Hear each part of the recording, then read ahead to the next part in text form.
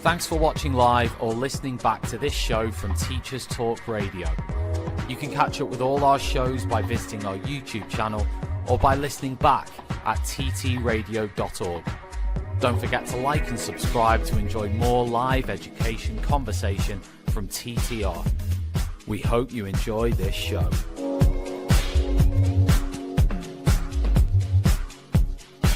Outstanding, a world-class vision, a world-class this. I'm a real leadership geek, honestly. I've spent my whole career reading books and chatting to people. I just find the whole thing and the announcement, the way it's been announced, bizarre. If you could move away from a model where teachers are so intensely focused.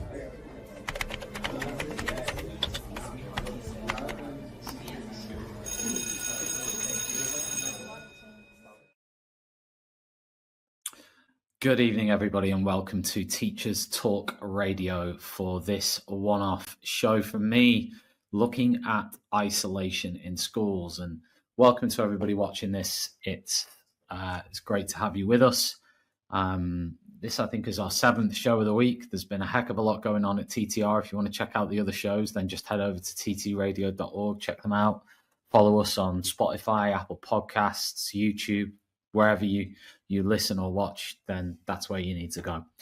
Anyway, it's great to be here tonight to talk about this very contentious issue of isolation in schools and I suppose also exclusion in schools. So there were people asking the question, are isolation rooms damaging for students? And if they are, then should they be done away with? There's other people saying they're an absolute necessity, that without them, the system falls apart. The behaviour management systems in schools falls apart.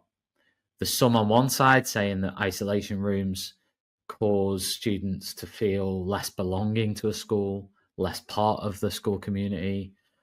They don't help students to, if you like, learn from their mistakes. And on the other side, there's people saying, well, we don't like the term isolation rooms. We're going to be speaking to a couple of people who I'll introduce in a moment about this, but there'll be people who are saying, we don't like the term isolation rooms, we prefer removal rooms. And those people obviously feel that these removal rooms are absolutely essential for teachers as part of the toolkit of managing behaviours in schools, especially now. So that's the picture of why this show has come about. And I've got two interviewees. I've got Emma Clarke, who is going to be talking about this. And I've also got Tom Bennett. So two people, I don't want to speak for them, who have very different views on this and very different views on the idea of isolation rooms in schools. And that's really what we're all about at Teachers Talk Radio, is bringing different views to the table from across the profession.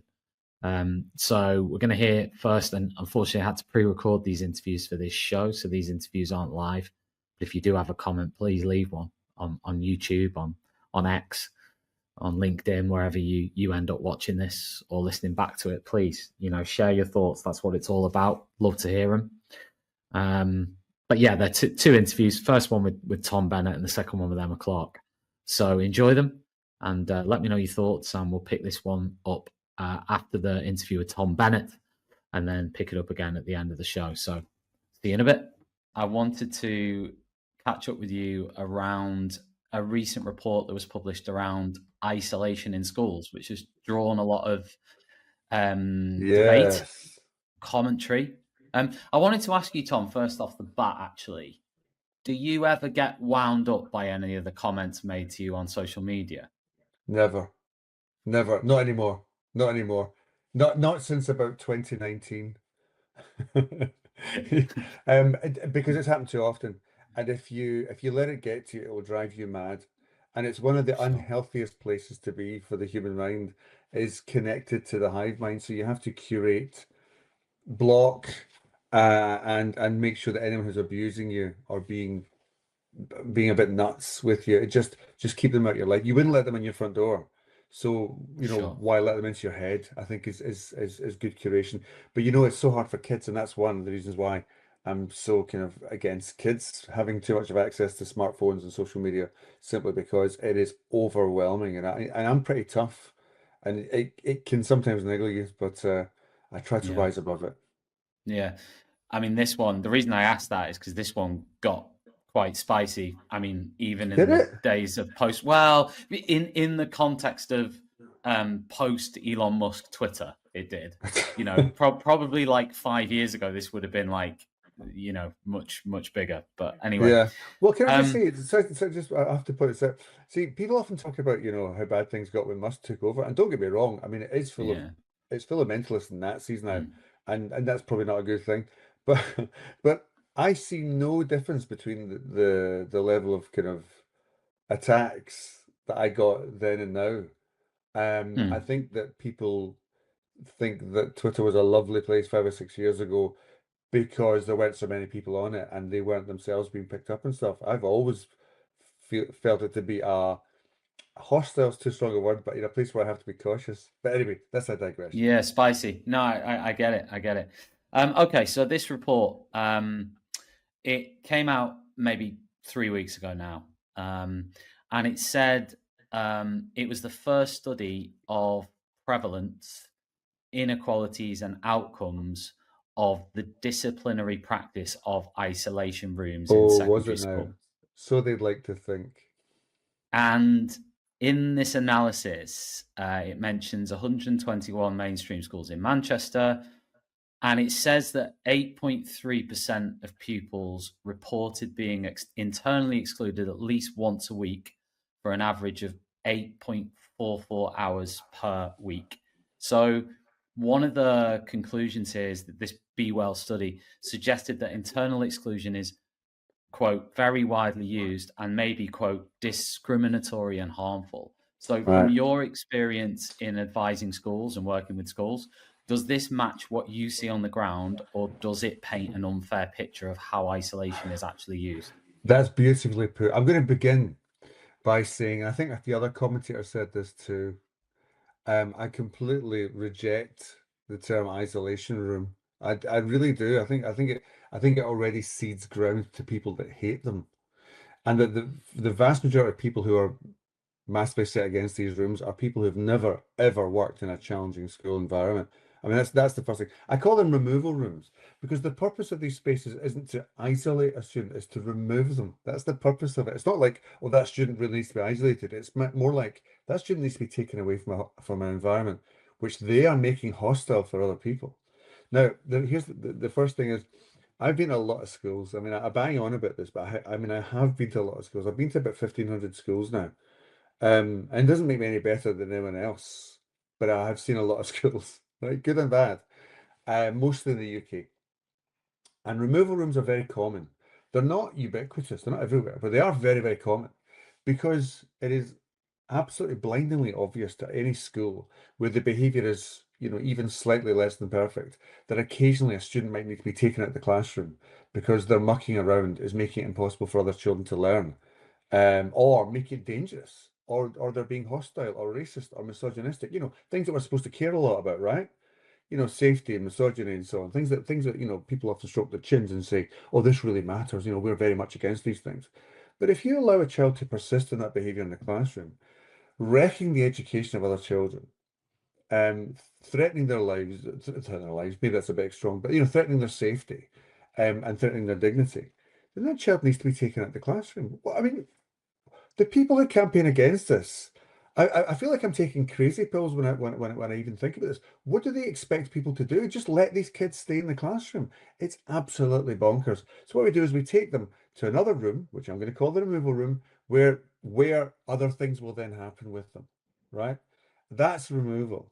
Isolation is, I mean, isolation has the connotations of, you know, they're by themselves and so on. These students are almost always with other students who've also been removed for these reasons, and always with another adult. You know, you cannot leave a child alone by themselves in a classroom. That's a safeguard nightmare. So I think it's completely not what people say it is. The second thing, and I'm on a roll here, Tom, so stop me if you want. Yeah, no, The go. second thing I'll say is, this is why you got me. The second thing is that the numbers quoted in the study are completely nonsense. The They're claiming that, you know, 1 in 8 kids spend more than a day a week in isolation or in removal rooms. I mean, that's just a nonsense. I've never seen anything even approaching that.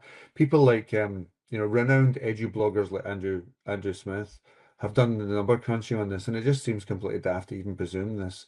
You'd have to have rooms stuffed with kids all day long for that to happen, and I've never seen that. And I've seen more schools than probably most people have. I would also suggest this is probably an example of what is referred to as the lizard man effect. That when you you know, when you give a study to a large enough number of people, then some people will just enter silly answers, and it's about 4 or 5%. You know, so if you say to someone what the age is on a national census, you know, some people will write that their age is 150 or something, just to be daft, just to be, you know, controversial. I imagine with kids, it's probably much more than that. So I'm going to suggest that a lot of this is the lizard man effect, or a lot of people not understanding what we mean by isolation or removal and so on. So that's so I think the numbers are rubbish, and they should be ashamed of them. Do you quite think that there's a point though where, I mean, what's the point in your view where whether you call it a removal room, isolation room, whatever you call that room, Yeah, is the there nexus a point? of torment. Is there a point in your view where it can tip into overuse, and where is that point? Well, I because mean, obviously it's an the- issue for some that they'd say any use is overuse, but I mean, to an extent, I find I'm not sure that question is as important as it might sound, because there is an excess and a deficiency of anything. You know, if someone said to you, you should drink some water, well, you can drink too much water and you can drink not enough water. Absolutely true.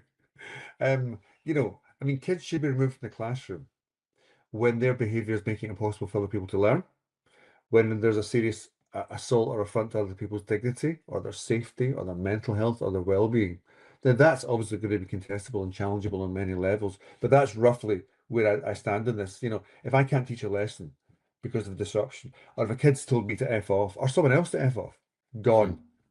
Gone from the room. You do not do that in a classroom. It's a place of learning and thinking and tolerance and safety. Then they get taken somewhere else.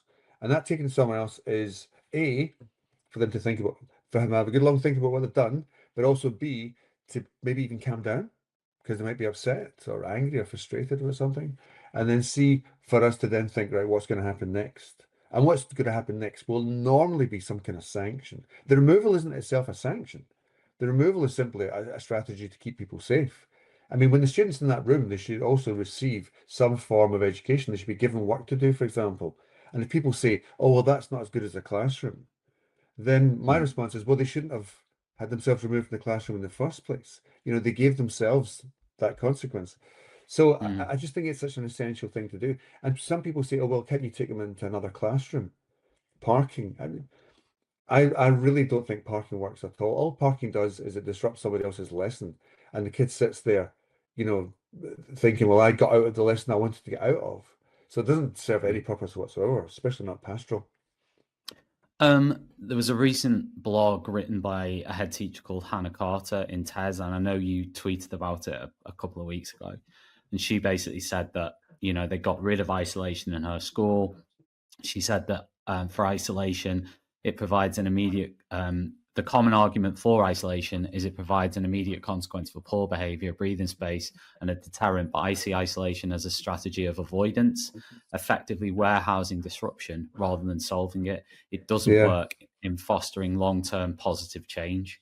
Yeah, I mean, listen, I'm sure she's a fine person. This isn't a personal dig at Hannah or her, I'm sure, fine school, but that just doesn't make sense to me, because later on in the article, it reveals that they do have a place where they take students who muck around, but they call it, Yeah. I forget what they call It it. says, after removing our isolation room, we introduced a new system that had a clear escalating structure of support, and it was called they enter a crisis and intervention hub. There you go. Staffed by there you go. highly trained mentors. They've called it something else. They've called it the crisis and intervention hub. You know, and I just say the vast majority of removal rooms I see, I've got people who really care about the kids and really want them to do well, and ask them what happened and ask them what went wrong. But we'll also have kind of some form of, right, now you got to sit there and be quiet for a little while, and at the end of the day, we'll decide what we're going to do. And the vast majority of schools that do removal rooms will have some kind of triage principle whereby they think, right, what's going on with this kid? Now, 9 times out of 10, what this kid needs is some kind of sanction to say, don't do that again. In the same way that you would give somebody a parking fine for parking in the wrong space. You know, you did this, so you get that. It's meant to be a disincentive. If you do it again, it'll be worse for you. And if you do it again a lot, then we start to look at, reasons for, what's going on here, and is there something else we can do? And also, we want the child to feel. But do you think that's happening in isolation rooms? That bit is that? Well, not always in the isolation room, but usually at the end of the day. I mean, the thing is, it varies so much from school to school. So for some schools I've seen, when the kid gets removed, they get taken to a kind of a triage destination. This is great, where they'll be kind of semi-interviewed by somebody to say, what's happened? Tell me in your words what's happened. Now, they'll still have to be taken to the removal room. That doesn't get rescinded, but that person then starts to think, oh, is there something going on at home? Or is this kid just being rude? Kids are rude sometimes, and children can be rude, and teachers deserve to be protected from that, and so do their peers. So I think what we don't do is we make the mistake of thinking, well, if they've been removed from the classroom, they must be exhibiting some kind of deep-seated mental trauma. Very frequent, what they're just doing is exhibiting deep-seated personality disorders, and when it's just that, then they need to have some kind of deterrent. Going back to the report a second, it highlights in the report, they say that the rooms are used in a disproportionate way for boys, older pupils, LGBTQ plus students, SEND students, FSM eligible students, people premium, and minoritized ethnic groups. Right. So how would you how would you interpret those disparities that they found? That's a good question. There's loads to dig into there. So number one, people often talk about the risk factors for being excluded or suspended or receiving any kind of in-school sanction. The two biggest risk factors for receiving them, or the two biggest markers or indicators, the two biggest things that correlate, are being a boy and being a bit older, right? It's mostly boys and mostly older boys that get in trouble at school, right? So I don't know what you want to do with that. Do you want to deliberately suspend more girls? Right, or fewer boys? There's no way to get around that, and the reason why boys are mucking around more is probably something to do with testosterone and bulk and body mass and all kinds of sex differences, right? So there's that, or societal expectations of sex differences, right? Whatever you want to put it. So there's that. So I don't think that's disproportionate. I think that's very much the norm. And I think complaining about that is a very odd thing to do, and it's the kind of thing that only a person who doesn't work in a school would say. And secondly, the DfE doesn't collect the data about children who are suspended, excluded, or isolated in terms of whether they're LGBT or whatever, which means that this is very much a self-report from the school. And again, I would take this very much with a pinch of salt. And also I would ask some really significant questions. I mean, do we genuinely think that people are being removed from classrooms because they're gay? I'd be very surprised with that, and I think that needs a lot more substantiation. In terms of ethnicity, again, this is very much self-report, so it's very hard to see what that is and what that stands for. I mean, commentary online was suggesting. Sorry, Tom, go on. When it comes to suspensions and exclusions, for example, this is often something which is discussed, the disproportionality, but you actually find that in the UK, for example, white British tend to be excluded slightly more than black British. So I don't think ethnicity is really the driving factor here, and I think maybe it looks like the writers of this report are kind of looking for it rather than actually finding it. And I think commentary online did sort of speculate on the reasons for it. So they mentioned things like the critics. I mean, not the critics, the people who supported the report were suggesting it could have been discrimination, maybe, or it could have been structural factors that make certain students more likely to display behaviours warranting isolation. Yeah, I think that's rubbish. I just don't think they've proven that in any sense whatsoever. I think it's a very common thing for people to say with a very strong axe to grind, but there's just no evidence to suggest that whatsoever. Do you think when it comes to sense, you mentioned older boys, which I get, on the SEND students, if they are, and I understand what you've just said in terms of the report itself and some of the issues you flagged up about it for you, but if SEND students are spending longer or are being in isolation longer than other students, in removal, Tom, in removal room, sorry, does that mean that schools or teachers or the system needs a rethink? No. I'll tell you why I think that, because one of the biggest I mean, again, the data presented in this report is really weak and poor, so I don't like to rely on it particularly much at all. I don't really think there is a good study of removal rooms that's been done, and certainly not this one. But I lean back into things like suspensions and exclusions, where we've got a lot of data. And you know, for example, we find that SEND absolutely is very highly prevalent in things like suspensions and exclusions. But one of the main reasons for that is because of SEMH. Now, SEMH category of SEND is itself the kind of classification you can achieve when your behavior is very poor. So let me just lay that out, you know, clearly for the listeners, which is that if you behave really badly at school, it's quite likely you'll end up with an assignation of an SEND because your behavior is so poor. So they must be so good. But I find that weirdly circular. So I'd be extremely surprised if SEND wasn't disproportionately represented in the figures of people who receive some kind of in-school exclusion, sanctions, or suspensions, simply because misbehavior is more prevalent in that category. Because SEND should not and does not mean bad behavior. And bad behavior doesn't mean SEND, but unfortunately it can lead you to that assignation. So I'd just like to be really clear of that. Children with ASD and ADHD, for example, are suspended and excluded at pretty much the same rates as all other children. In fact, children with ASD even seems to be a protecting factor against exclusions and suspensions. So I'd be very surprised if that wasn't mapped out also in the in-school sections like removals and so on. Sure. In the report, they also mention that they lower the sense of belonging that students feel. And they also mentioned in the report that they worsen relationships with staff, and they can affect the well-being of children negatively. Yeah. And anything on, I mean, the bit about belonging, any thoughts on that? Because Yeah. what I know in that blog as well by Hannah Carter, she actually mentioned this as well. She said the act of removal it's an act of removal and rejection that tells the student they're not safe or valued within the learning community. Yeah, is how she framed it in her blog. Well, you'll know this as well as anyone else, Tom. You know, when a pupil walks up to you and says, "Go F yourself," or pushes somebody over in the classroom, or calls someone the N-word, you know, chucks a bag at them, and then they feel sad because they don't feel like they belong in the class anymore. I'm really sorry. I genuinely have a kind of unconditional regard for all the people I ever teach or ever have taught, but that doesn't mean that I have to automatically feel a kind of Olympian level of empathy when they complain because they've received a consequence for their actions.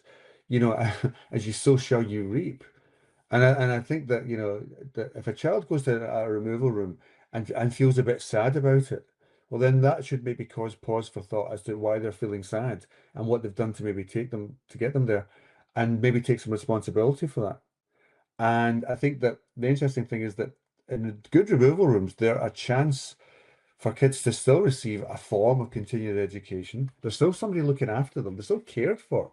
It's just that they themselves have removed themselves from the best, most nurturing place in the school, which is the classroom, where they can learn and thrive and flourish and develop with other people, with their comrades and allies. But they've removed themselves from that situation.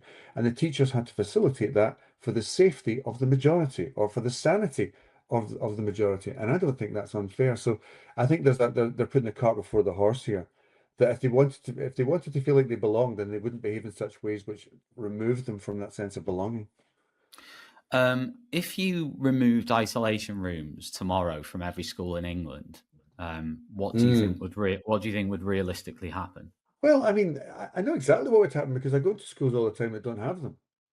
If you went to an even averagely challenging school and there wasn't a place to send students, they would be in the corridor, right? Which is one of the worst of all possible worlds, because they're not learning, they're not supervised, they're not being cared for, they can do what they please, they can interfere with other people. You know, you've just thrown them out of the system. That's worse than anything else. They're going to be parked in someone else's classroom, which again is completely suboptimal, or they're going to remain in the classroom. after they've done something so dreadful that normally you'd be thinking this person has to go.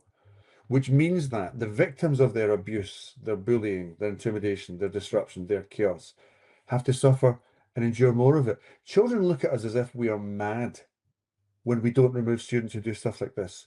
You know, and I've been in lots of situations where the teacher hasn't removed a kid who's been really rude to the teacher, and some of the kids say, "Sir, why don't you send them out?" And it makes them think that we are weak and that we can't look after them, and it makes them feel scared. It's a complete abdication of responsibility. And I feel like I'm on Bizarro World even having to justify this. Because when you're in a classroom with a kid who's fighting somebody else, or who's threatening somebody else, or has told you to F off, they cannot remain in that classroom. Nobody should be expected to put up with that, least of all the rest of the children, whom you have a duty to protect as well. What if a student keeps going into the room? Do you see things any different now, or is that more, you know, you have your escalating sanctions, eventually Keep could going be into the removal exclusion, room. or yeah. Yeah. Well, to be honest, it's more like, you know, it's like, what if somebody keeps getting parking tickets? You don't go, "Oh, well, the parking tickets aren't working. We better stop giving them parking tickets." You keep giving them parking tickets.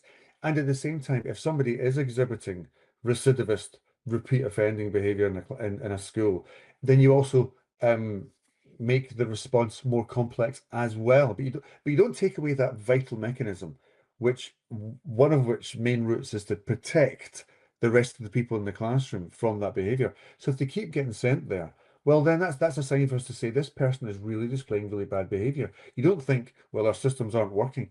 Schools aren't magic. I mean, we teach everybody. We teach everybody. Even we teach psychopaths and sociopaths. We teach people with borderline personality disorders. We teach cruel people. We teach racist people. We teach violent people. We teach people who end up in prison. We teach people who end up in Westminster. Pick your poison. But the point is this: we teach them all. Read into that what you will. We teach them all. And the fact that we can't magically fix all of their behavioral problems doesn't mean we've failed. And I feel very strongly about this. No other profession is expected to manage behavior perfectly. Doctors aren't expected to cure everybody. Lawyers don't, and police officers don't catch everybody. In schools, we do what we can with the resources that we have, but we deal with everybody. And you could have a team of psychiatrists and social workers, and some kids will still say, "I'm going to set the fire alarm off." So you have to be really careful about what we take away. I'm reminded of Chesterton's fence, the idea that you don't take a fence away until you know what it's for. And one of the things that we need in classrooms and schools is some kind of safety valve where the children whose behavior exceeds the capacity of a teacher to handle it. And let's face it, that happens a lot. I mean, I was good with kids, but I couldn't magically make them all behave. If a kid wanted to tell me to F off, he was going to do it. So you need somewhere for that child to be then taken. It's as clear as the nose in my face. And anyone that doesn't see that hasn't worked in a challenging school or hasn't worked in a challenging school successfully. Back to the reset. Is there a minimum? So if you were looking at national standards for these rooms, right? Are there any do's or don'ts in your opinion, or any minimum standards or whatever that you think should apply across the board? Sure. I would balk at launching some kind of minimum standard, given that I advise the DFE on this kind of stuff. I'd be very careful what I say here. I don't think there should be a national set of, thou shalts. I mean, even the behaviour guidance for schools is non-mandatory, right? I think that I'm very happy to see guidelines, but more just professional guidelines, like the room should be staffed, but then they always are. The student when they enter the room should be provided work to do, which I don't think I've ever seen that not happen. It's a statutory requirement that we provide an education. Typically, they often don't do it. But then that's very much on them by this point. So I'm not really sure what the guidelines would include in that. I think the students should receive an education or be provided with it. I think that at the end of the day, there should also be a threshold conversation with the student where it's clearly pointed out to them what they did to get there, what they should have done, what they need to do in the future, what's going to happen next. But also, yes, we care about you. We want you to do well. We want you to be better. The reason they're in the room isn't because we hate them. The reason they're in the room is because they put themselves there. But we'd rather they were in the room with us, learning and growing. So you have to have that conversation. That's normally quite a skilled conversation to have about, you matter to me. We value you. We hope you do better. but you didn't do very well today, but we know you can do better. That kind of conversation where you retain their dignity at the same time as holding them to account for their actions is quite complex. And somebody needs to be trained to do that, but you need to have that room. And they also need to know that it's not a good place to be, that they shouldn't be there, that they've done something wrong. And my suggestion would be that in addition to the removal, there should be a significant sanction on top of it. The removal isn't the sanction. The removal should be all day, because the student has removed themselves from school. That's a big deal. We don't take that lightly. We don't return them after 20 minutes. We keep them there all day. And at the end of the day, they should do a sanction. But the room isn't the sanction itself. The room's not a punishment. You know, the room is meant to be well, we had to put you here because we couldn't keep you there. Final question, Tom. Provocative one. If they're all provocative, Tom. Which ones haven't been provocative? I'm trying my best. If the practice is, as you say, effective and fair, why then do you think that a lot of young people and families, particularly in maybe more vulnerable groups, let's say, report negative experiences of it? Why do they sort of say this? Why do they often cite, you know, being in one of these rooms when they talk about a negative experience of school? Yeah, I mean, I always feel like this is a rhetorical question, Tom. So I'm just going to play a straight bat on this question. You know, why don't kids like getting in trouble? Why don't people like the consequences of their actions? Why don't people want to take responsibility for their actions, particularly if they've already exhibited chaotic behavior that they feel they are blameless for? Why do people see themselves as the center of the universe? Why do people forgive themselves for things that other people do and they wouldn't let them off with quite so easily? You know, I mean, I feel like this is the heart of human nature, that when you give somebody you know, why don't people like parking tickets? You know, oh, that was really unfair. I was only doing 3 miles above the speed limit, that kind of thing. You know, why do chaotic people fail to appreciate that sometimes warm, safe, nurturing environments require structural boundaries with consequences? I mean, sometimes they don't grasp that, and I get it, but I'm not surprised they don't grasp it. Tom, thank you ever so much for your time. Tom, my pleasure. It's been too long. Good conversation. Yeah.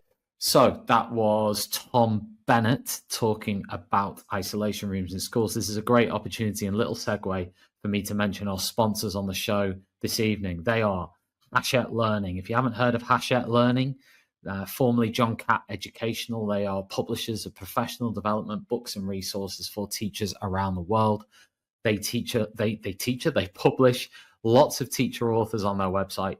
So just visit them at Hachette Learning. You can see the range of titles they have available. Absolutely spectacular range of CPD titles for teachers who are trying to get that professional development to improve their practice. So thank you, Hachette, for supporting and sponsoring Teachers Talk Radio, of course. And the second thing I wanted to mention was in January 21st to 23rd at Excel London, we have the Bet Show. Teachers Talk Radio will be there. We can't wait. The team will be there. Please visit us at our stand if you are attending. If you're not attending, go and get your teacher ticket now at the Bet Show website. The tickets are free for current teachers and school leaders. So head over there, check it out. Anyway, on to the second half of the show. We've now got Emma Clarke, who I again spoke to about this report that's come out to get her views on it. Hi, everyone. Thanks for joining us again. This time I'm joined by Emma Clarke. Emma, do you want to just introduce yourself really briefly to listeners out there at Teachers Talk Radio? Yeah, absolutely. So my name's Emma Clarke. I was a primary school teacher for the best part of 20 years, and I've been working in university-based teacher education for just over 10 years. And I'm particularly interested in researching girls' experiences in secondary schools and sort of behaviour and exclusion more widely. Okay, perfect. So let's kick off then with a wider question, wider thoughts then, Emma. What are your thoughts on, because we've been talking in this show about isolation booths, and I was speaking with Tom Bennett in another segment of this, and he was saying that they shouldn't really be called isolation rooms, they should be called removal rooms instead of isolation rooms. Do you have a view on the use of isolation rooms in general in secondary or primary schools? I think the semantic differences are the least of our concerns, really. I don't think the main issue is what we call them, whether we call them isolation rooms, whether we call them intervention rooms, support rooms, exclusion rooms, sin bins. You know, I think that the terminology is kind of masking the issue of their use, full stop, really. So to me, the concern is not whether we should rename them or, you know, have a kind of a themed name for them. It's the use of them in themselves, I think, is problematic, not what we call them. I think it's the function of them that is the issue, not the naming. Sure. And we're focusing in this conversation on a recent report, the Be Well study, Yeah. which suggested that isolation was A, widely used, and B, potentially harmful. So from Yeah. your perspective, does this study confirm what you already believe, or did it surprise you in any way? No, it totally confirmed it. And it highlights some really, really interesting issues. And for me, those mirror issues around exclusion more widely, which is the fact that it's largely unregulated. There are only certain sorts of exclusions that are regulated by the DfE, that are reported to the DfE. And these internal exclusions, removal rooms, or however you want to call them, are part of this kind of hinterland of unregulated, non-described, sort of set out, just the vague grey area of exclusions. And it's that unregulated nature that I think is hugely problematic. And that's something this study points out really, really well, I think, and highlights that we are doing something to young people that there is no research evidence for, and that everybody is doing it slightly differently. And we talk about removal rooms, isolation rooms, internal exclusion, whatever you want to call it, as a kind of defined thing that we all know what we're talking about. But the report highlights, as is my own research and understanding, that actually they're used really, really differently and fulfill a very different purpose in different schools. But I think what is really interesting about the report, and I'm pointing down here because I've got it next to me, is thinking about those long-term implications, but also pointing out that the use of internal isolation rooms really mirror those longer-term results around exclusion. So they're talking again in this study about isolation rooms being disproportionately used, having significant impacts on certain groups of our children, and actually just starting that marginalisation from education earlier, which I think is hugely concerning and worrying. What do you mean by the marginalisation element there? So in these rooms, you are obviously physically separating groups of pupils out from their peers. And one of the key functions of schooling is to develop that sense of belonging, to develop that sense of social cohesion, to develop that ability to work together, to be present in the same room and experience the same teaching. And if you are physically removing a group of pupils for whatever reason, you are excluding them from that main teaching cohort, and you are giving them something other. So whether that provision is particular intervention or an exclusion room sitting by themselves somewhere, you are physically marginalising them because they're being removed from the rest of the group, from their friends, from their peers, and you're also marginalising them in terms of their sense of belonging. So for that period where they're in that isolation room, they are temporarily not part of the rest of the school culture. They're not having their usual teachers, they're not experiencing the usual school day.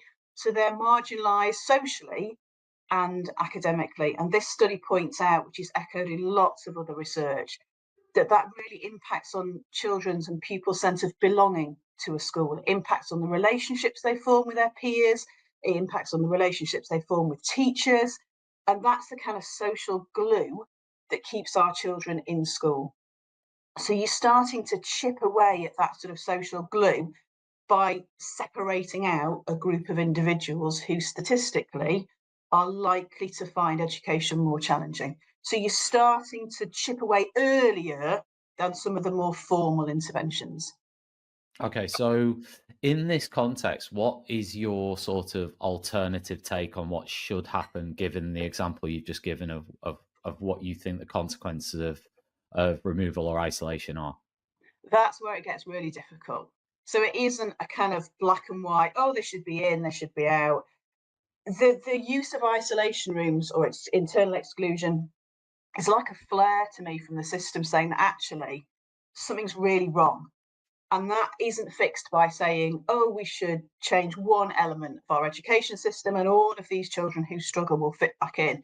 So I think it's really difficult to say, oh, I'd just do this and that would remove the use for internal isolation. It's really bound up in lots and lots of other issues. So we've got really different aspects that are impacting on education. And I think the use of removal is like a symptom of all of those other issues.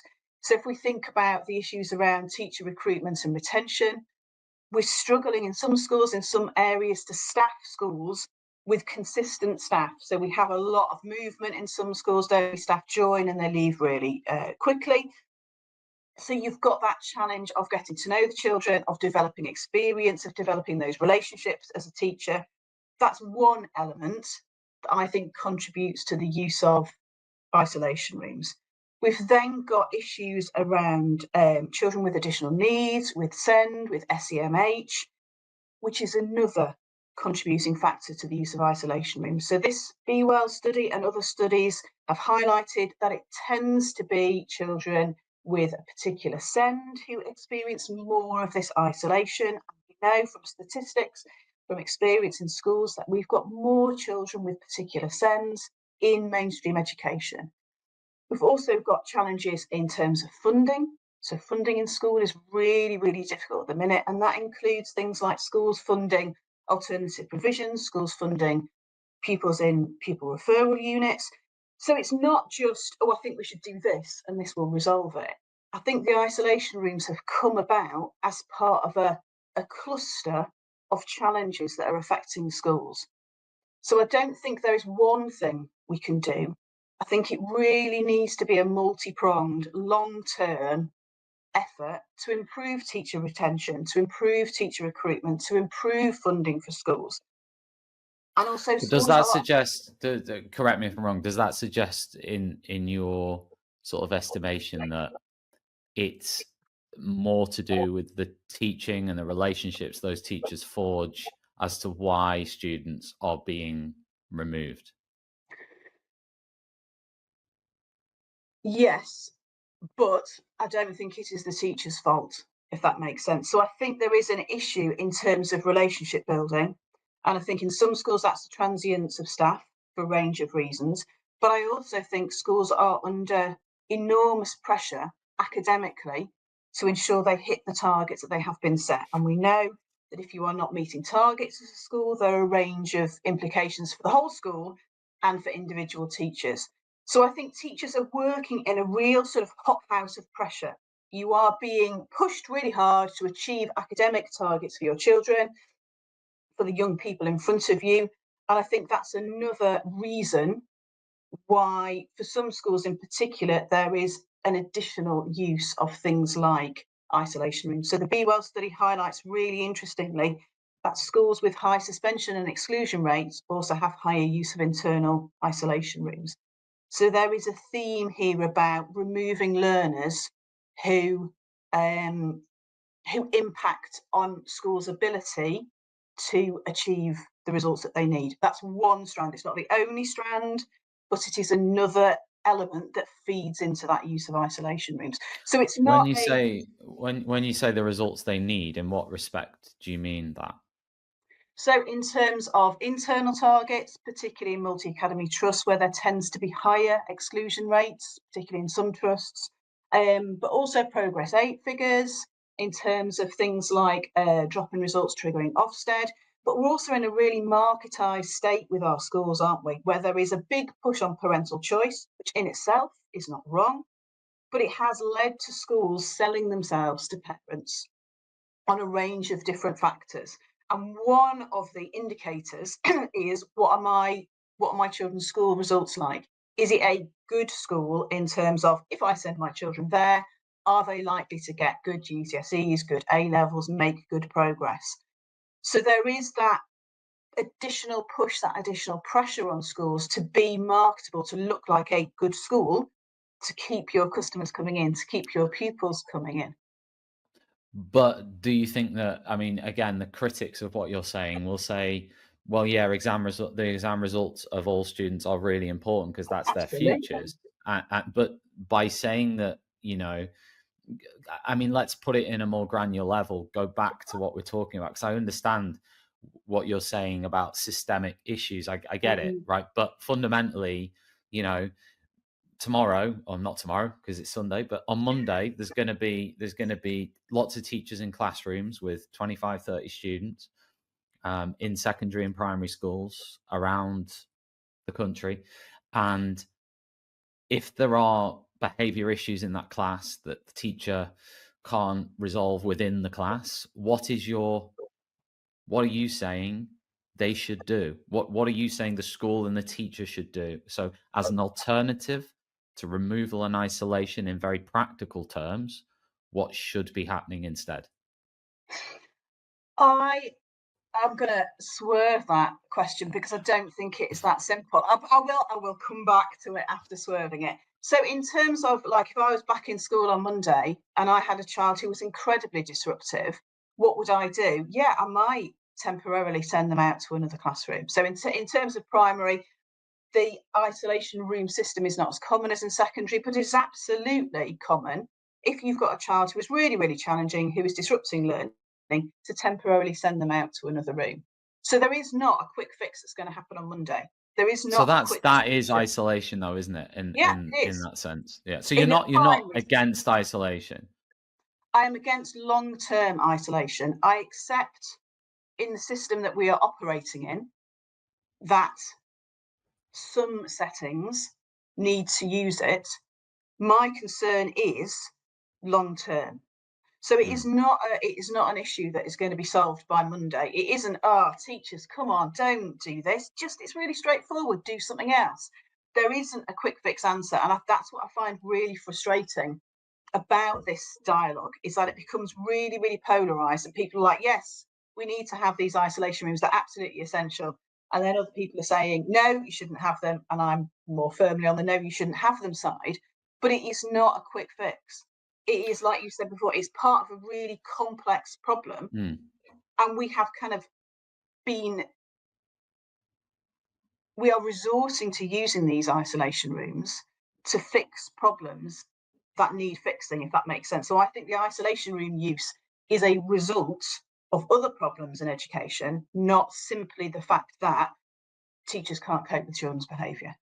So, if in an ideal world, I'm again, I don't want to paraphrase you, so correct me if I'm wrong here in what I'm saying, but from everything you said so far, I think in an ideal world, you wouldn't want there to be removal or isolation rooms in schools. Yeah. So what if that was the case and there wasn't any? Yeah. What do you think the results of that would be in schools? Tomorrow, on Monday, it would be really, really difficult and it would be really chaotic. So you need to transition away from isolation rooms whilst other things are put in place. So the report that's come out about the use of internal isolation rooms suggests some really brilliant things that my findings have also supported, and that is supported by wider research. So things like encouraging the use of social emotional skills, working on projects that encourage pupils' belonging in school. But that's not going to be done by Monday lunchtime.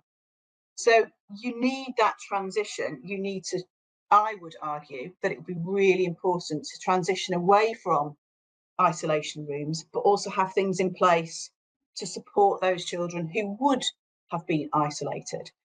So we're not in a kind of a, by Monday lunchtime, we need to stop isolation. But it is a crisis reaction, I think, that echoes the crisis that we're experiencing more widely in education. But the use of, social emotional development programs for young people, the schools working on including children, that sense of belonging. These are not quick fixes. These are not, well, I'll just do this intervention and all my children are going to be really happy. But when you look at what research suggests as the long-term repercussions of internal isolation, that just screams to me that we have to start chipping away at this system that is not serving our pupils and is not serving our schools. Do you think the behaviours that are being exhibited, because obviously we've seen a lot of surveys, in the last few years that all pretty much unanimously show that teachers and school leaders are witnessing lowering, I don't know how to paraphrase it, lowering behavior standards, more problems with behavior, more challenging behaviors, more this, more that. So again, from what you're saying, what are you putting that down to? Again, it's really not the answer that anybody wants to hear, but it's really complicated, isn't it?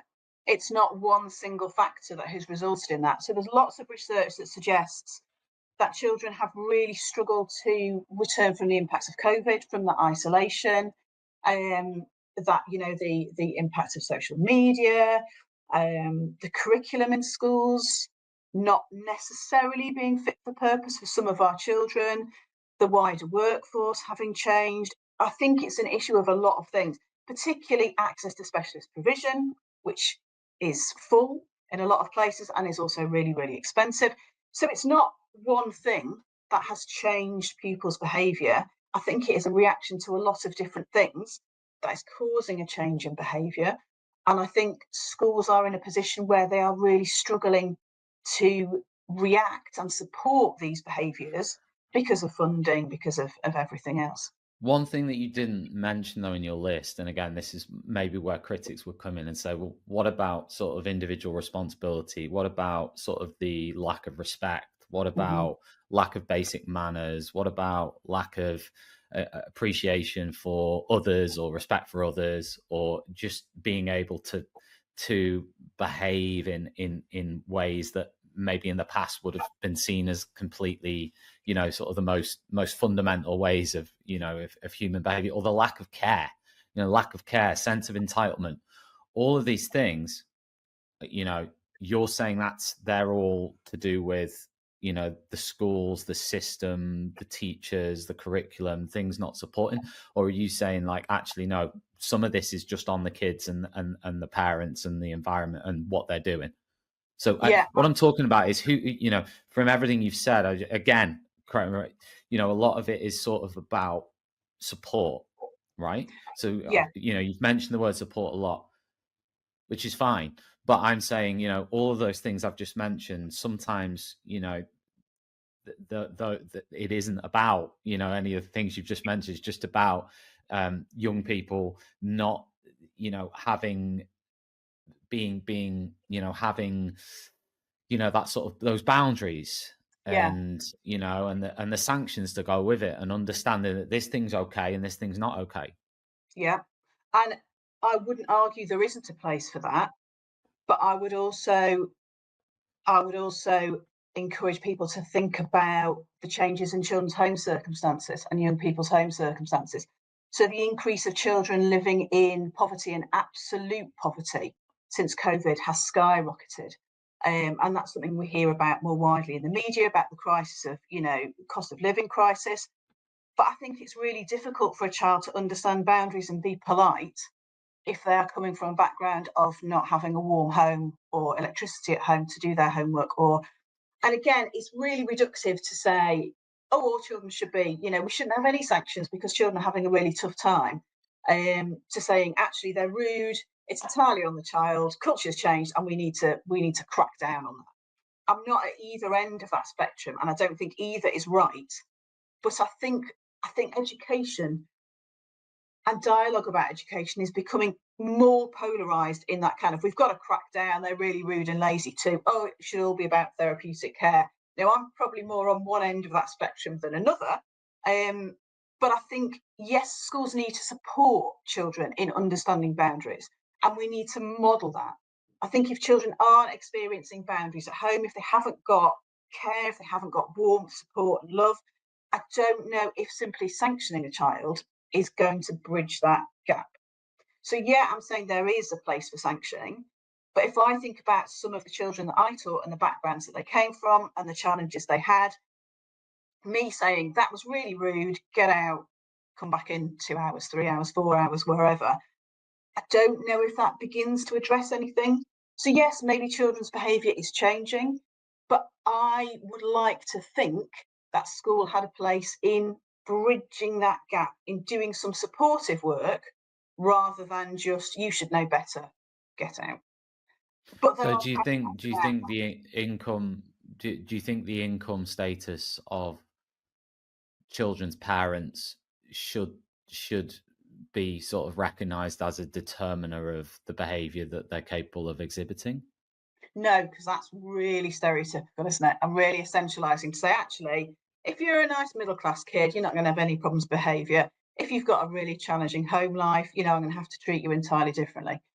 But the statistics about children's exclusion, formal exclusions, and sort of internal exclusions, we are disproportionately excluding children who have free school meals. So there is something happening to particular groups of children where they are significantly more at risk of being removed from school, either formally or informally. So, okay, so in terms of I know the report mentioned 8.3% of pupils being isolated at least once a week. I think they looked at like 120 schools or something. Is that evidence of overuse, or could it just reflect schools using isolation effectively to protect learning? I would want to come back to you and ask what you mean by effectively and what you mean by isolation. So again, we've got some real issues in terms of what I think about as isolation is going to be slightly different to what you think about as isolation. It's going to be slightly different to what that teacher listening to this thinks about as isolation. So it's not a well-defined term. And this is something that the report picks up on, and actually lots and lots of research picks up on, is that if you've got a child who's going to isolation and they're with a really well-qualified, supportive, knowledgeable adult, and they're doing some work around, okay, we need to pick up this academic work that you've missed, but also let's think about doing a bit of relationship development, a bit of kind of social skills. That's a form of isolation for a short period that I think, okay, that might be quite useful. But if you're talking about a child who's in isolation, who's in a booth where the windows are boarded up, so some of the young people that I've spoken to in some of my research were in isolation rooms for very prolonged period, days at a time, where the windows were boarded up. They didn't have break times with the rest of the school. They didn't have lunch times with the rest of the school. They were given work they couldn't access with an adult who was unable to help them with the work that they'd been told to do. So you've got two really different experiences of isolation. So it makes it really difficult for me to say whether isolation is being used appropriately or not, because there is no agreed understanding of what happens to a child when they're in isolation and how long that isolation is used for. So you're comparing completely different experiences. So some schools' isolation might be more akin to a nurture group, where they're doing some really great work together and come back to the classroom in a much better state to learn. Other isolation might make children feel deeply isolated in the true sense of the word, deeply alone. It might really impact negatively on relationships with their peers and their teachers, so they're going to come back in a very different state. In terms of the safety of staff and students, do you think that plays a part in the use of removal? I mean, do you feel like that's something that needs to be taken into account in terms of the environments you described there, and just being able to have a place where a student can be removed and placed for a period of time, for just purely based on the safety of the teachers, the other students, and the learning in the classroom? Yeah, and I don't think many people would argue with that. So if I think about my children going to school, if there is a violent incident in the classroom, then yes, I would want them to be safe and protected. But again, my thoughts, my concerns would be around what happened to that pupil when they were isolated. And is anybody supporting them? So if you've got a violent pupil, I don't think there are many children who go into school and think, right, I'm going to absolutely kick off. I'm going to have a really violent outburst. And there's absolutely nothing driving it. I just think I'm going to really hurt some people today. I think if you've got a child who's exhibiting violent behaviour, there is often a reason that is driving that. So if that child is removed and is working with another adult to re-regulate, to calm down, to think about repairing some of that damage from a kind of restorative perspective, so if there's some restorative conversations going on, if there's some work to help pick up the emotional pieces, then I think that removal is really valid and really important. Do you If not that think child is that? removed Do you and not left think that alone, happens anyway, though? Do you not think that happens in the vast majority of schools anyway? What you've just in the described. vast majority of schools, there is evidence to suggest it can happen, but there is very little research around what happens when children are isolated and how long they're isolated for. So yeah, absolutely, that should happen, but I don't know from the research, from the statistics we've got, if it is always happening. I didn't say always. I just said the vast No, majority.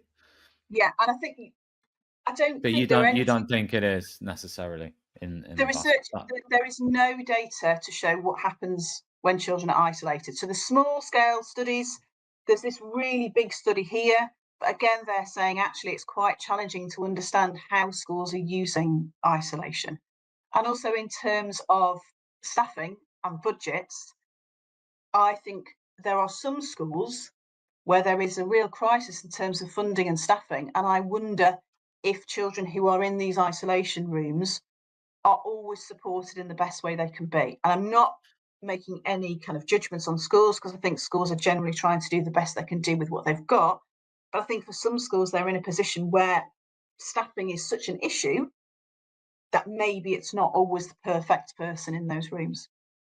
And it also takes a really big emotional toll on the teachers or staff who are in those rooms. I've had some conversations with staff who've worked in isolation rooms who have found it really emotionally challenging. So it's not just the children who are being impacted by being isolated, it's also the staff who are working with those children. Do you think, again, there'll be people out there who will say, Emma's calling for more support, one-to-one, therapeutic interventions, more restorative conversations, more, nurture projects, more sitting around in circles and doing things and everything else for students who've exhibited really poor behavior towards, staff and students and so on. Do you think there's that danger of sort of students seeing those things as a bit of a get out of jail free card, or a bit of a, not necessarily a reward, but I can kick off, I can be rude, I can do whatever I want in lessons, and if that happens, I come out, I have a conversation with Miss Clarke, we have a conversation where she asked me why I did what I did, and I said I'm going through a rough time, and I woke up on the wrong side of the bed this morning and last week, and I've not had much sleep in the last few weeks for whatever reason. And then Miss Clarke says, okay, what we'll do, we'll try and get you back in the class. But for now, if you just sit here and we can chat for an hour, and then, after that, I'll take you back to the class. We'll talk to your teacher. We'll have a conversation involving them, and then we'll bring you back into the classroom, and they look at that and go, this is all right, actually. This ain't bad. I might do this again in a few weeks, because you know what? I don't want to be in those lessons anyway. Right? Are we taking away a little? Are we seeing things a little bit, like it's Hogwarts, and all the kids are angelic, and they all want, the best for themselves and others, and and everything else. Do you think? What would you say to those people who are saying things like that? I'd say, what's the alternative? So if we carry on isolating children, marginalising children, the statistics are really clear about what happens. So certainly this large-scale report that we're kind of talking around today shows that internal isolation is the first step to more formal sorts of exclusion from school. And the statistics when children are excluded from school are utterly harrowing. I mean, it's really damning. Children's life chances are hugely impacted by exclusion from school. 70% of young girls in the criminal justice. Is that by exclusion, or is that by their own behaviours? I think you're kind of confusing the two there. So it depends on, children are excluded for a range of different reasons, from a whole, from the kind of gamut of really violent behaviour to just consistent infringement. And children are also excluded informally. So it's not just you have got a permanent exclusion. Actually, if we're putting children in isolation rooms, if we are marginalising from the rest of the group, we're encouraging other forms of exclusion. So children begin to exclude themselves, they begin to truant, they begin to go off on long-term persistent absence. So we're starting to push children out of education, whether formally or informally. And again, the statistics around that are really, really interesting. But children's life chances, let's just say when they are not in school then, whether they've been permanently, formally excluded, or whether they've experienced a grey exclusion, are just really damning. So yeah, maybe it sounds really fluffy to say, oh, let's sit around and talk about our issues. But actually, for me, if that keeps a child in school for a little bit longer and gives us a little bit longer to try and re-engage them with lessons, to try and re-engage them with their teachers, to try and develop that sense of belonging, to try and make them feel part of a school community, to give them more capacity, more chances to get their GCSEs, then yeah, I would argue for that every time, rather than forcing a child out of school and understanding the implications of what happens to them when they leave school. So, But when you say forcing them out of school, yeah. what do you mean by that? So there are lots of children who are formally excluded, who experience permanent exclusion from school. There are also a significantly greater number who experience grey exclusions. So who are encouraged by the school to join another school and never make it onto that role, who are off-rolled, so to use the kind of Ofsted terminology, who decide themselves that actually school is not for me, I am just not going to be in school, or actually I'm going to register in school but I'm not going to attend my lessons, I'm going to sit in the toilets, I'm going to get in the ceiling tiles up in the gaps between the floors, and I'm going to stay there for the rest of the day.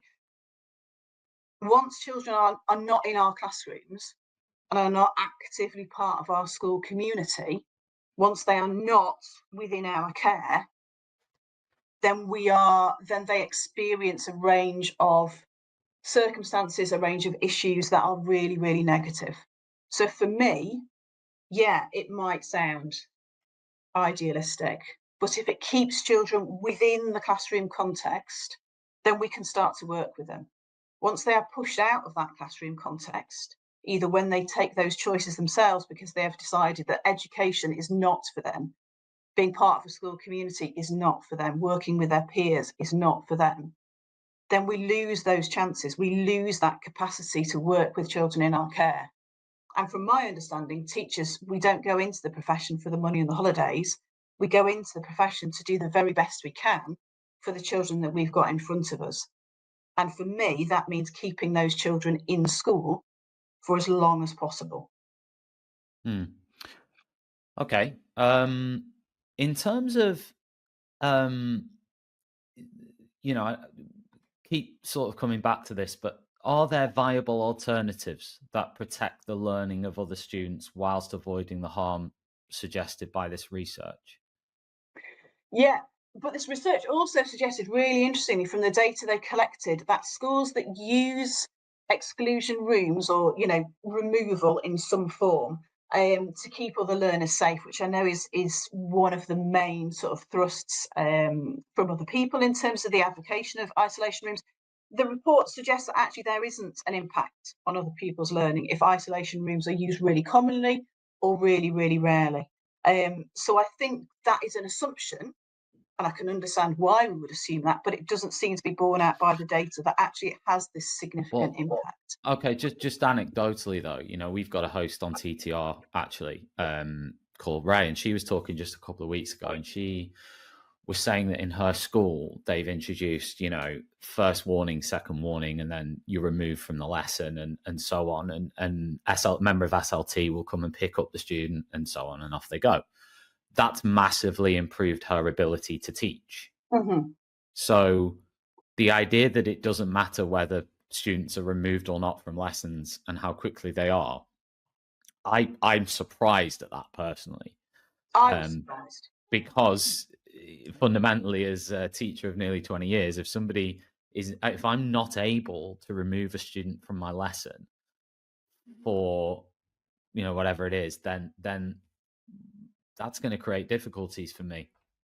And that's where there'll be many out there watching this worried, Emma, maybe about your approach, in the sense of, there's a lot of focus in the conversation on the individuals who are choosing to and I know that the word choosing doesn't apply to every single student, right? But there is a large chunk of students that it does apply to.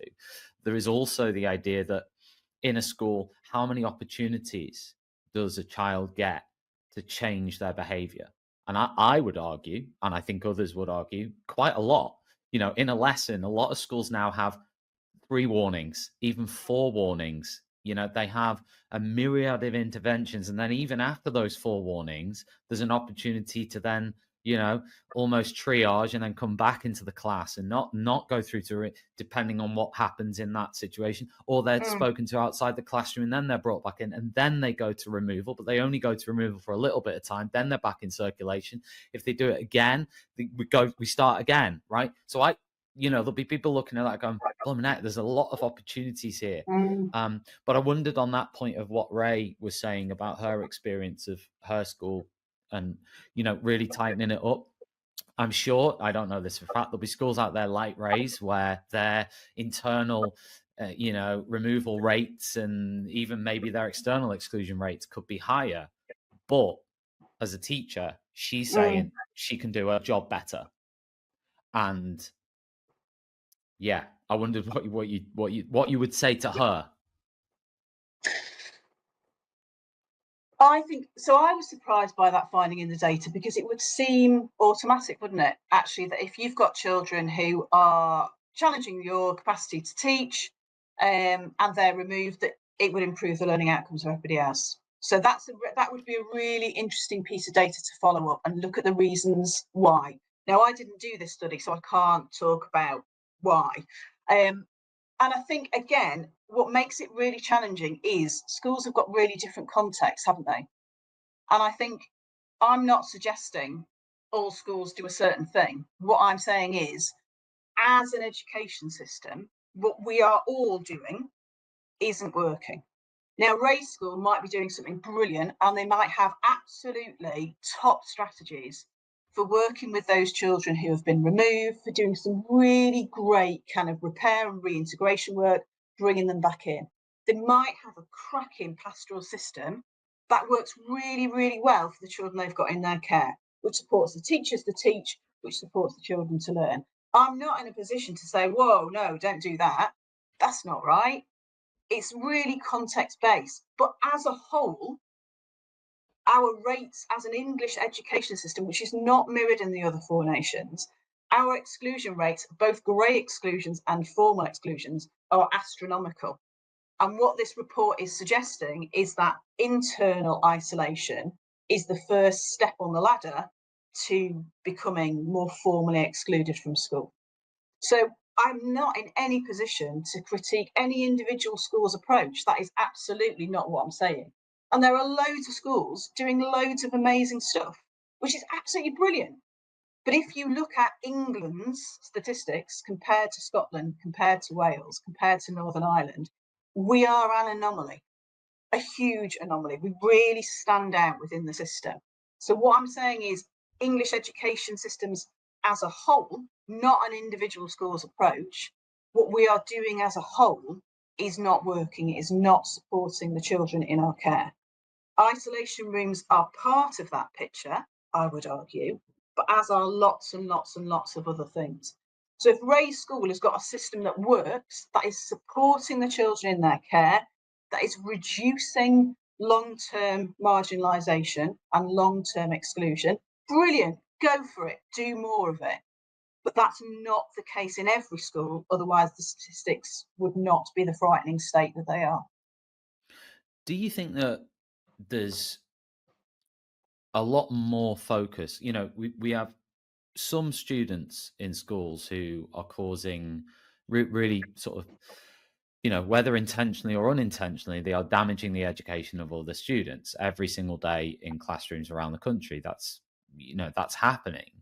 Do you think that the focus, the funding, the support, these conversations focus too much on those students rather than the majority of students who sort of get on with it, get their head down, they do what they're supposed to do, they are the majority of the time respectful, they cooperate, they follow the rules. They do everything they're supposed to be doing. They might be quite quiet, but they get on with it. Do you think that there's too much focus on particular groups, and we don't spend enough time thinking about maybe the majority of students who don't get anywhere near as much, attention?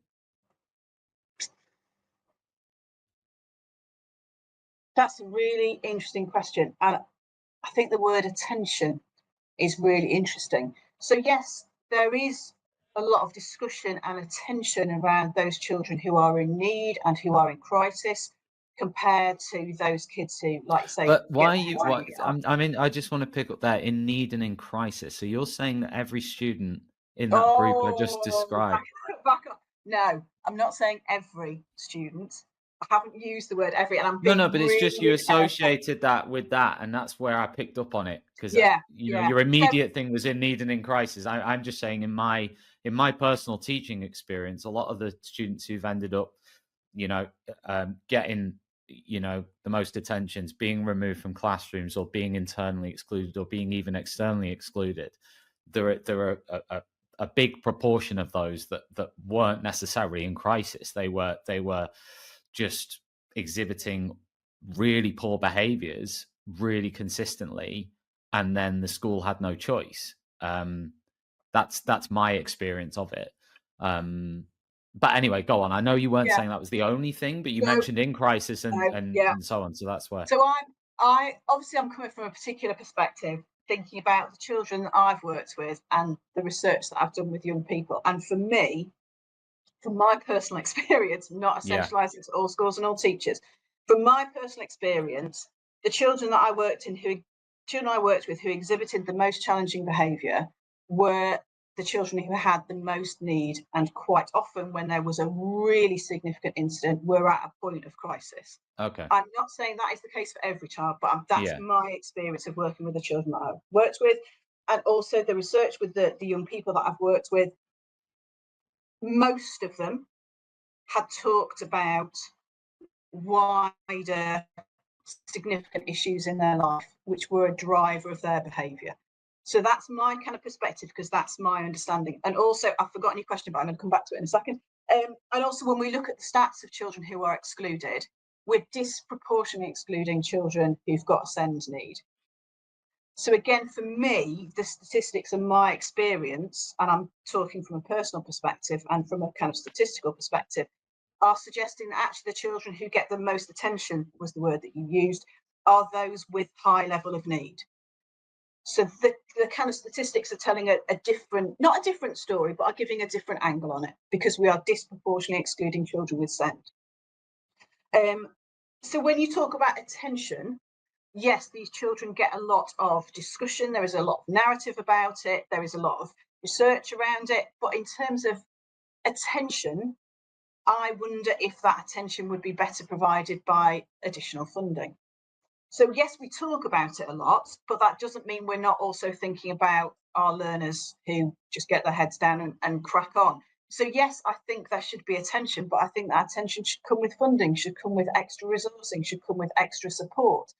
And also, if I think about the needs of those children who are causing some of these issues, who like you suggest, are impacting on other children's learning, I wonder actually if the education system was more supportive for the children who had those needs, whether that would also be beneficial for all of our children. So if we think about a kind of quality first teaching model, actually if we're supporting those children who have got who need attention, however you want to frame it, is that also going to be beneficial for all of our learners? So again, I'm coming from a kind of really big perspective, and I'm not saying all children, all schools, all teachers, but I'm looking at individual case studies of pupils from research. I'm looking at wider research, but you can't argue with those statistics. You know, our statistics for losing children from school, both just disappearing off roll and nobody knowing where they are, and permanently excluding, is disproportionate compared to the other UK nations, which suggests to me we've got an issue. Last question, Emma, because we're running out of time. What would be the minimum acceptable standards for an isolation room if you were setting national guidelines for a removal or isolation room? I would not like to set a minimum standard because I think it's really context dependent. And I think it's really individual dependent. So I don't know necessarily if we're talking minimum standards, but and the report also suggests what we need is further clarity around how long, what are they going to do there, and who are they going to be with.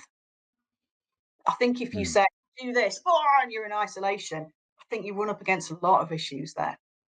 It takes away your agency as a teacher to think, actually, for this child, this is a really, really worrying behaviour that I'm struggling to manage in the classroom. Whereas for another child, you might think, actually, when I do these two things, that's going to really de-escalate it and they're going to be all right. Or it's a Monday morning, they've had a catastrophic weekend. If I just hang on for another 5 minutes, I know that it'll get better and we can just crack on then. What do you think the single most important message from this report, should be for sort of teachers and school leaders to take away? This report suggests, and I would absolutely agree, that we need to rethink the use of isolation rooms and think really carefully about the purpose that they're serving and the impact they have on the children that are in them. Emma, thank you ever so much for your time. It's been really good to speak to you. And we'll look forward to more chats in the future. Thank you very much. Take care. See you soon. Thank you. Right, that is it from us for this show on TTR2. Great interviews, really interesting talking points. Again, I would love to hear your points of view on them. Do send them in, do share them on social media. Drop me a line if you want as well, so we can follow up on this conversation. It's been interesting. So removal rooms, isolation rooms, I'm sure the debate will rumble on. It won't go away, and we'll be here for it. So I will see you in about, right now actually, because I am moving on with a show on coaching walkthroughs, which begins imminently. So I'll see you there. Outstanding, a world-class vision, a world-class this. I'm a real leadership geek, honestly. I've spent my whole career reading books and chatting to people. I just find the whole thing and the announcement, the way it's been announced, bizarre. If you could move away from a model where teachers are so intensely focused.